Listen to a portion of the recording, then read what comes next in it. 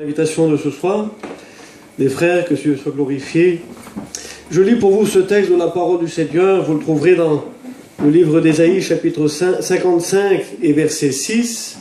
Il est dit ceci, écoutez, cherchez l'Éternel pendant qu'il se trouve et invoquez-le tandis qu'il est prêt. Amen. Alléluia. Cherchez l'Éternel pendant qu'il se trouve. Parce qu'il arrivera un temps où il ne se laissera plus trouver. Invoquez-le tandis qu'il est prêt, parce qu'aujourd'hui il est prêt, et le texte sous-entend qu'un jour, il ne sera plus aussi prêt qu'il l'est ce soir parmi nous. Et il y a cet autre texte que je vous lis pour introduire ce message. Au temps favorable, je t'ai exaucé. Au jour du salut, je t'ai secouru. Voici maintenant le temps favorable. Voici maintenant le jour du salut. Amen. Alléluia. Amen. On va prier le Seigneur, frères et sœurs. C'est une réunion d'évangélisation ce soir. Et nous voulons que chacun de nous, comme l'a chanté Charlène, puisse un jour rentrer dans le ciel. Amen. Alléluia. Amen. Que Dieu soit béni. Je demanderai à Théo de me présenter. Alléluia. Que Dieu soit béni. Merci, Seigneur éternel de grâce, quand ta parole est ouverte, quand ta parole est prêchée, mon Dieu, il se passe toujours quelque chose, mon Dieu. Nous te demandons à travers ta parole qu'elle puisse trouver le chemin des cœurs. Donne la liberté, Seigneur, à ton serviteur, Seigneur, ce que tu as mis dans son cœur, afin, Seigneur, mon Dieu, que la parole puisse toucher les cœurs, mon Jésus. Bénis-le, Seigneur, oins-le de ton Saint-Esprit, et à toi, Père, revient toute la gloire au nom de Jésus. Amen. Amen. Le thème de ce message ce soir, vous l'avez certainement compris, saisissez, mes amis, saisissez le temps de Dieu. Saisissez le temps de Dieu. Vous savez, vous avez une montre comme moi, et le temps y passe. Et le temps y passe vite. Ce sont les semaines, les mois, les années. Tout à l'heure, je parlais avec un garçon, avec le Julien, on parlait des enfants, comment que les enfants grandissent. Les années ont passé, on ne les a pas vus passer. Et vous savez comme moi que quand une heure elle tourne, quand les aiguilles de la montre elles tournent, elles ne reviendront plus jamais en arrière. Plus jamais, plus jamais. À chaque seconde qui passe, c'est une seconde qui est passée. On ne revient plus sur le temps passé. On va vers l'avant. Et on est presque... C'est presque une malédiction peut-être pour l'homme, d'être obligé d'avancer tout doucement vers la mort, tout doucement vers la fin, sans jamais plus pouvoir revenir en arrière. Alors je voudrais vous faire comprendre qu'il y a un temps de Dieu. Et ce temps de Dieu, il ne faut pas le rater, parce que le temps que l'on a raté, il y a peut-être des choses dans le monde que vous avez ratées, dans la vie. Vous savez, des fois on arrive à un âge avancé, on arrive à 50 ans, et tous les regrets sont pour nous. On s'est dit, si j'avais su quand j'étais jeune, j'aurais fait telle chose dans le monde, j'aurais fait telles affaires, j'aurais pu réussir dans la vie. J'ai raté mon temps. Il y a ce soir le temps de Dieu. Et ce temps-là, il ne faut pas le rater, frères et sœurs. Il ne faut pas le rater, mes amis. Cherchez l'Éternel pendant qu'il se trouve. Il y a ce temps aujourd'hui où on peut trouver Dieu. Il y a un temps où on peut l'invoquer parce que Dieu est prêt. Voici maintenant le temps favorable. Voici maintenant le jour du salut. J'ai eu à cœur de prêcher ce message. Pourquoi? Parce que j'ai des convictions personnelles que des personnes ont passé à côté du temps de Dieu. Ont raté quelque chose à un moment donné dans leur vie. Vous savez, Dieu peut sauver à tout moment. À chaque instant de chaque seconde, Dieu peut sauver un homme, pas de problème. À n'importe quel endroit dans le monde, Dieu peut sauver, c'est vrai. Mais l'homme, lui, il est dans sa vie avec ses préoccupations, il est dans sa vie avec ses soucis, il est dans sa vie avec ses ambitions, il est dans sa vie avec ses problèmes, avec ses moments noirs, et puis avec ses moments qui sont beaux. Et dans la vie de l'homme, il n'y a pas beaucoup de temps pour Dieu. Et il arrive que le temps de Dieu est là, il se présente, les circonstances de la vie. Ils nous font à un moment donné penser à Dieu. C'est le Warren qui disait tout à l'heure cela. Il disait jamais j'ai pensé à Dieu. Les idées n'étaient pas en Dieu. Et puis un jour les idées ont croisé les pensées de Dieu. Un jour, son chemin a croisé le chemin de Dieu. Et c'est un croisement qu'il ne faut pas rater. Il y a des moments forts dans une vie. Il y a des moments où Dieu se présente à toi. Et ce moment-là, précis, ce jour du salut, ce jour du Seigneur, il ne faut pas le rater. Moi, je connais des personnes, c'est pour ça que je prêche ce soir. Il y a des personnes qui ont été un jour touchées par la grâce de Dieu. Ils ont été touchés par le Seigneur. J'en ai averti un homme dernièrement qui a été touché par Dieu du côté des Marais. Et je lui ai dit ceci. Je lui ai dit, l'expérience que tu as vécue, soit ça démarque un départ pour ta vie avec le Seigneur. Soit ce sera plus tard un beau souvenir. Alors c'est à toi de choisir. C'est soit ce que tu as vécu avec Dieu, ça marque quelque chose de nouveau pour toi. Ou soit tu le laisses passer. Soit tu passes à côté. Et plus tard, dans 10 ans, dans 20 ans, ce sera des regrets. Si j'avais su, ce jour-là, c'était mon jour, c'était mon moment. Il y a des personnes comme ça qui passent à côté du temps de Dieu. Il y a des personnes comme ça qui un jour ont eu l'opportunité d'être touchées par Dieu. Un peu comme le Popi, le message rejoint un peu les témoignages. Il a été touché par la grâce du Seigneur, il avait compris que c'était la vérité. Il y avait peut-être un temps pour lui. Et puis la vie et le monde a fait que, eh bien, le désir n'était plus là. Aujourd'hui, tu peux être bouillonnant pour le Seigneur. Mais méfie-toi de ne pas t'engager, parce que si tu tardes à t'engager, ce désir peut se perdre. Et là, il y a un temps qui s'ouvre, un temps où on se perd dans nos pensées, où on est troublé, où on est tourmenté, on ne sait plus où on en est. On a été affranchi de la vérité, on sait que c'est la vérité, et on vit malheureux. Parce qu'on n'est pas dans le monde, parce qu'on n'est pas en Dieu, on est entre les deux, et on peut passer des années comme ça. Je connais des personnes qui sont passées à côté du temps de Dieu. Aujourd'hui, ils sont malheureux, parce qu'ils connaissent la vérité, mais ils n'arrivent plus à l'atteindre. Ils n'arrivent plus à saisir le temps de Dieu parce que le temps a passé. Ça rejoint un peu cette histoire que vous lirez dans le livre des Nombres. Vous connaissez tous cette histoire. C'est l'histoire de Moïse qui vient sauver son peuple. Le peuple des Hébreux est en Égypte. Il est esclave. Ça fait maintenant 400 années que ça dure, l'esclavage. Une pression sur eux, une humiliation. Et puis voilà que Moïse vient, et puis par la grâce de Dieu, il les délivre. Alors il y a les plaies d'Égypte, il y a les miracles et la puissance de Dieu qui s'accomplit. C'est merveilleux ce temps-là. Et puis la mer, elle s'ouvre. Ils ont vu une mer s'ouvrir. Et puis ils ont traversé le désert. Et dans le désert, ils sont arrivés au mont Sinaï. Au mont Sinaï, la Bible dit qu'ils vont écouter la voix de Dieu, qui va leur donner les 10 commandements que vous connaissez.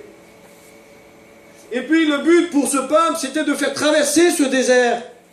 Et c'était de l'amener à un point précis. Et l'endroit où Dieu voulait mener ce peuple, c'était le pays de Canaan.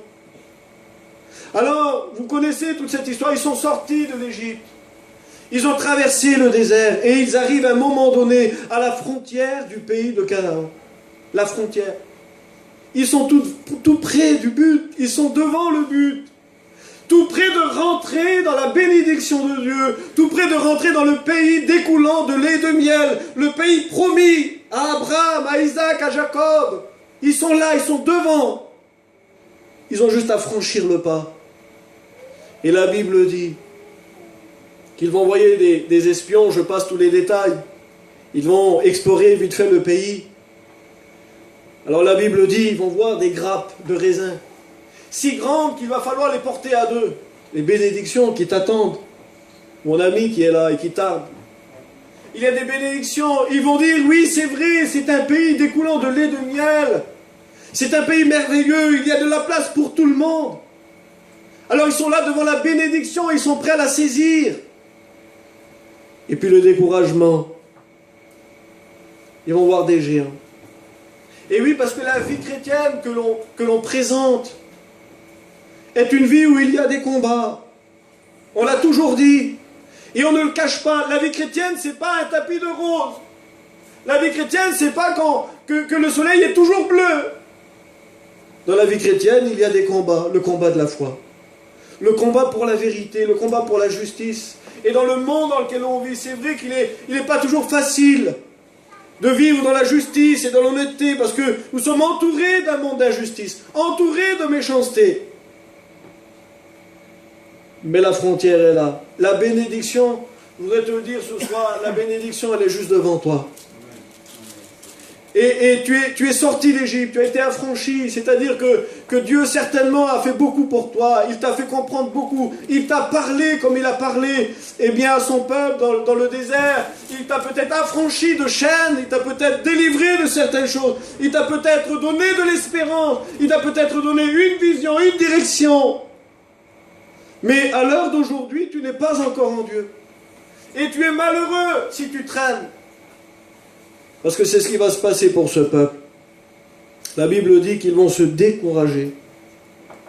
On peut se décourager quand on tarde dans notre engagement avec le Seigneur. On se décourage à un moment donné, on se dit qu'est-ce que va penser ma famille?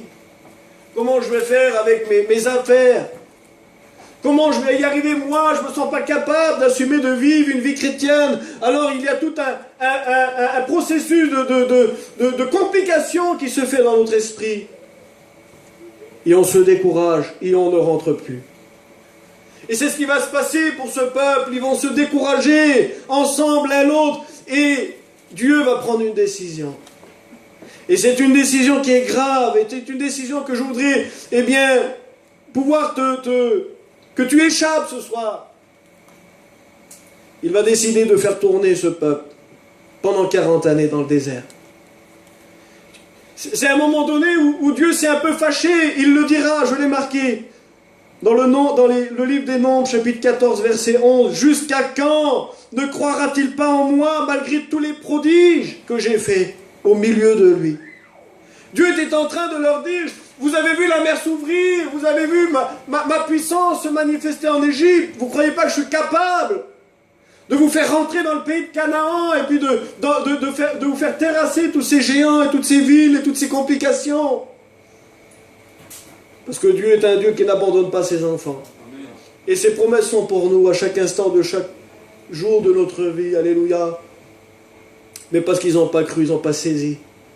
Dieu les a livrés à un tourment. J'ai été en Israël, j'étais dans ce désert de Sin.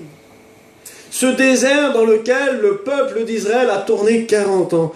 Vous ne pouvez pas croire que ce désert de Sin, c'est tout petit. Ça fait 40 km ou 50 km sur 50 km. Ils ont tourné des millions d'hommes, des millions de femmes, des millions d'enfants. Ils ont tourné 40 années à tourner en rond, Il y a des personnes qui tournent en rond. Et elles tournent en rond, elles n'avancent plus dans le Seigneur. Elles n'arrivent plus à accéder aux bénédictions de Dieu. Parce qu'ils ont raté le temps du Seigneur. C'est ce que je voulais te faire comprendre. Et si ce soir, la parole de Dieu est prêchée, c'est pour que tu ne perds pas ton temps. Ne laisse plus le temps passer. Arrête de tourner en rond. Arrête de chercher. Arrête de te compliquer. Si vous voyez, et si on pouvait décrire, et si on avait le temps ce soir de décrire l'attitude du peuple pendant ces 40 années, c'est atroce. Ils sont nerveux, ils souffrent de la chaleur, ils souffrent de la faim, ils souffrent de la soif. Ils avaient le pays devant eux. Et ils ont souffert 40 années. Ils n'ont pas saisi le temps de Dieu, le temps favorable. Aujourd'hui, c'est le temps favorable. Aujourd'hui, c'est le jour du salut. Si tu refuses la grâce, combien de temps encore faudra-t-il attendre? Combien de temps encore faudra-t-il vivre, à errer, à tourner, à se perdre? Alors ce soir, c'est le temps de Dieu. Amen. Alléluia. Amen. Et si le Seigneur te permet d'être là ce soir et d'écouter sa parole, c'est pour te dire qu'aujourd'hui, c'est le jour du salut pour toi. C'est le temps que Dieu a choisi pour toi. Tu as peut-être beaucoup erré, tu as peut-être beaucoup tourné, tu as peut-être beaucoup cherché. Vous savez, le désert, c'est vraiment l'endroit que l'on ne voudrait pas être. Parce que quand vous êtes dans le désert, vous n'êtes pas en Égypte. et vous n'êtes pas dans le pays de Canaan. Ça veut dire que vous n'êtes pas dans le monde et vous n'êtes pas en Dieu. Vous êtes malheureux parce que vous êtes privé de tous les plaisirs de la terre et vous êtes privé de toutes les richesses de Dieu. Et il y a des gens comme ça. Je sais pourquoi je le dis, parce que je le sais. Il y a des personnes qui, dans leur cœur, ne se disent pas du monde parce qu'ils ont une vie très saine. Ils ne boivent pas, ils ne fument pas, ils ne se droguent pas. Ils ne font pas les 400 coups, c'est des gens très honnêtes. C'est-à-dire qu'ils ne sont pas dans le monde de l'illusion, dans le monde des plaisirs, dans le monde de l'extravagance. Mais ils ne sont pas en Dieu. Ils sont privés de tout, ils ont une vie triste, ils ont une vie fade. Ils vivent des quelques plaisirs que la terre leur donne. Mais ils n'ont rien, ils sont pauvres, ils sont misérables. Alors aujourd'hui, il faut faire un choix. Il faut passer la frontière. Amen. Alléluia. Vous savez, passer la frontière, je sais que c'est pas facile. S'engager avec le Seigneur, c'est un engagement. C'est un engagement que l'on ne fait pas par la contrainte. C'est un engagement que l'on fait avec le cœur. C'est parce qu'on aime le Seigneur. C'est même pas par intérêt. C'est vrai que devant nous, il y a des grandes bénédictions. Mais on le fait pour lui.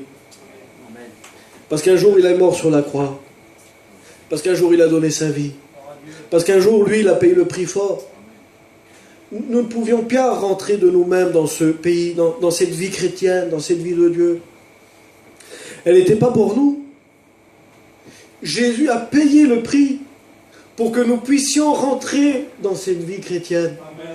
La Bible dit que quand Jésus est mort, la Bible dit que le voile du temple s'est déchiré. Ça veut dire que le voile qui nous séparait du lieu très saint, parce que dans le temple, il y avait un voile que l'on ne pouvait pas franchir, que personne ne pouvait franchir, si ce n'était que le souverain sacrificateur, et qu'une fois par an. On ne pouvait pas rentrer dans la sainte présence de Dieu, mais quand Jésus est mort, la Bible dit que le voile s'est déchiré. Ça veut dire qu'aujourd'hui, Jésus a ouvert les portes. Amen. Ça veut dire qu'aujourd'hui, tu as une libre entrée dans la vie de Dieu pour t'acquérir les richesses du Seigneur. Alors tu te dis, mais pourquoi les autres ont réussi et pas moi? Ben justement, et pourquoi pas toi? Pourquoi pas toi? Pourquoi tu attends? Pourquoi tu tardes? Alors il faut rentrer. Il ne faut pas tarder. Ça ne sert à rien de longer une frontière. Il faut traverser la frontière. Il faut rentrer dans la vie de Dieu. Il ne faut pas la côtoyer. Il ne faut pas l'effleurer, la vie chrétienne. Il faut rentrer dans la vie chrétienne.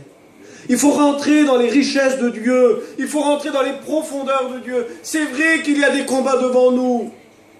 Mais la Bible dit qu'il sera toujours avec nous. C'est vrai qu'il y a des difficultés. Mais la Bible nous promet d'être toujours vainqueurs. Vous avez vu un chrétien malheureux, vous? Avec tous les combats qu'on pourrait avoir, le chrétien a toujours le sourire. Et si on pouvait faire un scanner de son cœur est bien portant. Il est libre et ses pensées sont légères. Il est bon d'être chrétien. Amen. Je vous le dis, mes amis, si vous ne connaissez pas encore la grâce de Dieu, ne tardez pas. Cherchez l'Éternel pendant qu'il se trouve. Invoquez-le tandis qu'il est prêt. Voici le jour de ton salut. Voici le temps de Dieu. Il faut le saisir. Alléluia. On va prier le Seigneur, tout simplement, sur ces quelques mots. Te bénissant, mon Dieu, nous te rendons gloire et grâce. Tu nous appelles, Seigneur, et tu mets devant nous un temps où les portes sont ouvertes, un temps où, Seigneur, nos pensées, peut-être nos cœurs sont disposés à te recevoir. Tu as fait, Seigneur, que les circonstances soient là, que nous soyons là ensemble, dans ce lieu. Tu as fait, Seigneur, que le message corresponde à certains besoins. C'est toi qui gères les circonstances, qui gères les temps. Et tu nous places devant un choix ce soir encore. Oh Dieu, que nos cœurs soient pour toi. Que notre engagement soit entier, Seigneur. Nous voulons te chercher, Jésus-Christ. Nous voulons t'invoquer. Nous voulons rentrer dans la vie de Dieu, afin de pouvoir accéder un jour à ton royaume. Étends tes mains sur ceux qui perdent du temps, mon Dieu. Étends tes mains sur ceux, Seigneur, qui sont dans le désert, qui ont peur, Seigneur, de rentrer, qui ont peur des complications, qui ont peur et qui ne sont pas capables d'assumer une vie chrétienne, Seigneur. Viens les consoler, viens les rassurer, viens les prendre en main. Amen. Oh Dieu, qu'ils puissent continuer avec toi. Fais-les grandir, Seigneur, fais-les rentrer dans cette richesse du Seigneur, dans l'épanouissement de Dieu. À toi revient toute la gloire. Merci Jésus. Amen, amen. Gloire à Dieu. Dieu vous bénisse.